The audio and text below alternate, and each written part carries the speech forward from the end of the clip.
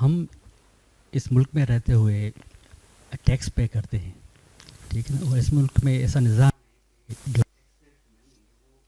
پہنچتی ہے، جو ارن کرتے ہیں ان کو گورنمنٹ سپورٹ کرتی ہے اس صورت میں. اچھا، ٹیکس کا اماؤنٹ بھی ریزنیبل ہے، بہت ریزنیبل اماؤنٹ ہے، جتنی جس کی سیلری بڑھتی ہے اتنی زیادہ ٹیکس اس کو دینا پڑتا ہے.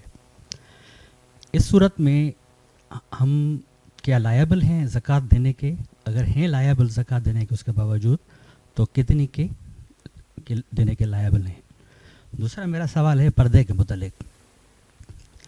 اس ملک میں رہتے ہوئے ہماری خواتین چونکہ بہت سی جاب بھی کرتی ہیں، تو ان کو کچھ پرابلمس آتی ہیں، مسائل آتے ہیں ان کو جاب کرنے کے حوالے سے پردے کی وجہ سے.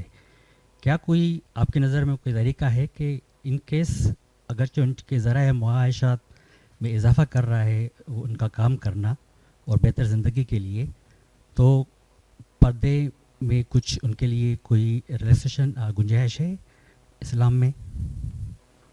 اور تیسرا سوال ایکچولی میرا آپ سے اسی سے ریلیٹڈ، جس طرح آپ کو انہوں نے سوال کیا تھا کہ آپ کو کیوں پاکستان چھوڑنا پڑا، اس سے ریلیٹڈ یہ ہے کہ اگرچہ ہمیں آج کچھ لوگ کہتے ہیں کہ ہم کافروں کے ملک میں رہتے ہیں، ہاں کچھ چیزیں ہیں یہاں پہ جو کہ بالکل اسلامی طریقے سے ہیں، اس سے بھی بہتر ہیں، کسی بھی ملک میں ہم نہیں دیکھتے، یہاں دیکھتے ہیں، اسلامی ملک میں نہیں دیکھتے، یہاں پہ بہتر لگتی ہیں ہمیں. اور کچھ چیزیں ایسی ہیں جو کہ اسلام سے بالکل کنٹراسٹ کرتی ہیں. اگر ہمیں کوئی چوائس ہو کسی ایسے ملک میں رہنے کی، تو ریلیٹیولی انڈیڈ اس وقت کوئی بھی پرفیکٹ اسلامک سوسائٹی ہے نہیں کہیں بھی. ریلیٹیولی ہم اگر رہنا پسند کریں اور ہمیں اللہ تعالیٰ نے ذرا دیے ہوں اور ہم رہ سکتے ہیں، تو کس ملک یا کس سوسائٹی میں آپ ہمیں سجیسٹ کریں گے کہ ہم جا کے رہیں، جہاں ہماری بچوں کی پرورش، ہمارا ایمان اور ہماری آخرت بہتر ہو؟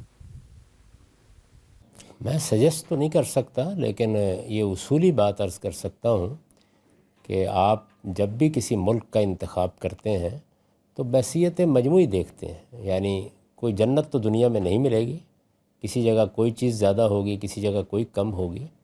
اللہ تعالیٰ کی زمین ہے، اس میں آپ جہاں بھی چاہیں رہیں، آپ امریکہ میں رہیں، آپ آسٹریلیا میں رہیں، آپ کسی اور جگہ جا کر رہیں، اس میں کوئی پابندی نہیں ہے. اللہ تعالیٰ نے صرف ایک بات کہی ہے کہ اگر کسی جگہ پرسیکیوشن شروع ہو جائے، یعنی آپ کو جبری طور پر دین پر عمل کرنے سے روکا جائے یا دین کے اظہار سے روکا جائے، جبری طور پر قانون کی طاقت سے یا کسی اور ذریعے سے، تو تب اگر کوئی ہجرت کی جگہ ہو تو آپ وہاں ہجرت کر جائیں.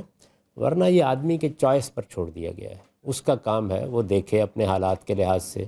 بہت سے لوگ ہیں کہ جنہوں نے امریکہ میں جا کے اقامت اختیار کی، انگلستان میں گئے اور ان کے حالات دینی لحاظ سے پاکستان سے کہیں بہتر ہو گئے. بہت سے لوگ ہیں جن کو مشکلات کا سامنا کرنا پڑا. تو اس میں ہر آدمی اپنے لحاظ سے فیصلہ کر سکتا ہے. میں اس میں کوئی چیز سجیسٹ نہیں کر سکتا.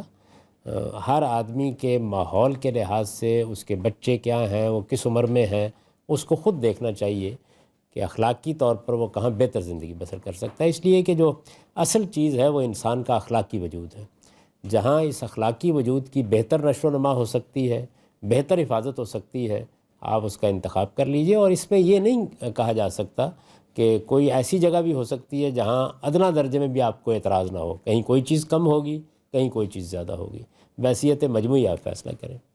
پردے کے بارے میں اس سے پہلے میرا خیال ہے شاید آپ تاخیر سے آئے، بڑی تفصیل سے عرض کر چکا ہوں کہ اسلام میں اس سے متعلق کیا بات کہی گئی ہے. پردہ، حجاب، نقاب، یہ سب ہمارے کلچرل الفاظ ہیں، یہ کوئی قرآن حدیث کے الفاظ نہیں ہیں. جو اللہ تعالیٰ نے باتیں بتائی ہیں ان کا تعلق آداب سے ہے، اور وہ میں نے عرض کر دی ہیں. اس میں اس طرح کی کوئی چیز نہیں کہ جو آپ کے کام کرنے میں رکاوٹ بنے یا آپ کے کہیں جانے میں رکاوٹ بنے. زکوٰۃ کا آپ حساب کر لیجئے. یعنی زکوٰۃ کا جو اصول ہے کہ مال میں 2.5% پروڈکشن یا آمدن کی تمام صورتوں میں 5، 10 اور 20% آپ اس کا حساب کر لیں. اگر آپ اتنا ٹیکس دے چکے ہیں تو آپ کی زکوٰۃ ادا ہو گئی.